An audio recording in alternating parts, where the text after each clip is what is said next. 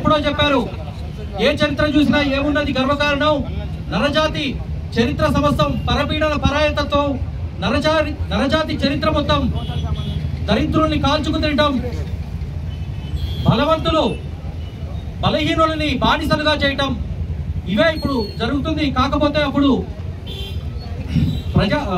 భూస్వాముల వల్ల జరిగితే ఇప్పుడు రాజకీయ నాయకుల వల్ల జరుగుతోంది. ఇప్పుడు కల్కటాలో జరిగిన ఘటన చెప్పడానికి నాకు సిగ్గుగా ఉన్నా సిగ్గు విడిచి మీ అందరికీ చెప్తున్నాను. మీ ద్వారా ఈ సమాజం అంతా కూడా ఒకసారి తలుచుకొని ఇది జరగటం మంచా చెడా అని ఆలోచించుకోవాలి. ఒక డ్యూటీ డాక్టర్ గారిని డ్యూటీ చేస్తున్న టైంలో అర్ధరాత్రి వారిని ఒక 20-30 మంది గూండాలు గ్యాంగ్ రేప్ చేశారు.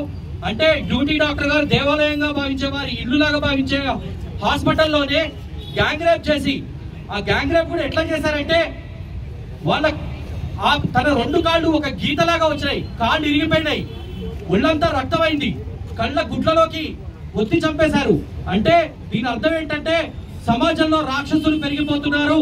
ఈ రాక్షసులకు వెన్నుదన్నుగా రాజకీయ నాయకులు ఉన్నారని చెప్పడంలో ఎటువంటి సందేహం లేకుండా చెప్తున్నారు.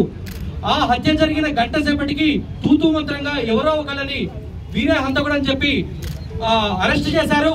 ఆ తర్వాత జరిగిన అన్యాయాన్ని నిరసిస్తూ ఆ రోజు అక్కడున్న డాక్టర్లందరూ పీజీలందరూ ధర్నాకి వెళ్తే ఆ పీజీల మీద అక్కడున్న అధికార పార్టీకి సంబంధించిన ఒక 1000 మంది గుండాలు కనపడ్డవాడిని కనపడ్డట్టు మీరు నోరు మూసుకుంటారా, ఇది సమాజంలో పైకెళ్లకుండా చూస్తారా అంటే రాజకీయాలకు అహంకారం, అధికారం మా చేతిలో ఉంది కదా, వీళ్ళు డాక్టర్లే కదా, వీళ్ళు ఏం చేసినా కూడా మన కింద పడుంటారు, వీళ్ళలో ధైర్యం ఎక్కడిది, వీళ్ళు చావు చచ్చిపోయిందని అనుకుంటున్నట్టుంది.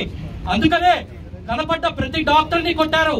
ఆ డాక్టర్లు అయినా వారు వారి వెన్ను చూపకుండా వారు హాస్పిటల్లోకి వెళ్లి ధర్నా చేస్తున్నారు.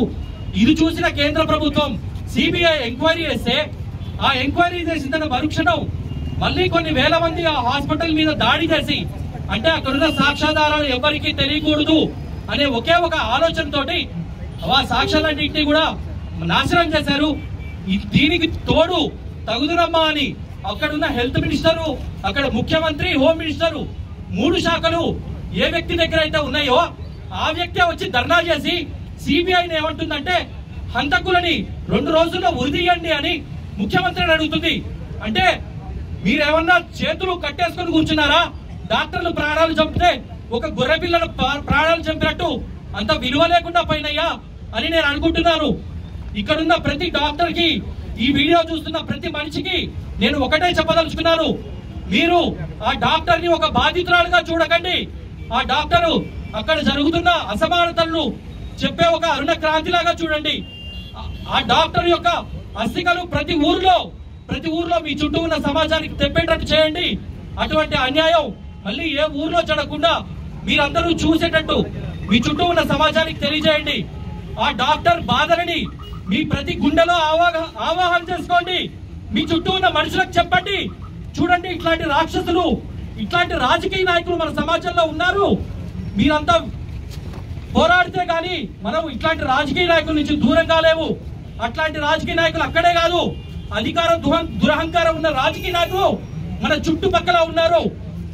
రాజకీయం అనేది ప్రజలకు సేవ చేయడానికి, ప్రజలకు మంచి చేయడానికి కానీ ప్రజల మధ్య విద్వేషాలు రెచ్చగొట్టి ప్రజల్ని బానిసలుగా చేసి ప్రజల్ని బండబూతులు తిట్టి ప్రజల్లో ఉన్న వర్గాలంతా నాశనం చేయడానికి కాదు. ఇప్పటికైనా రాజకీయ నాయకులందరికీ హెచ్చరిస్తున్నాము, తస్మాత్ జాగ్రత్త. మీరు ప్రజాస్వామ్యం నడిపినంత వరకే ప్రజలందరూ మిమ్మల్ని హర్షిస్తారు.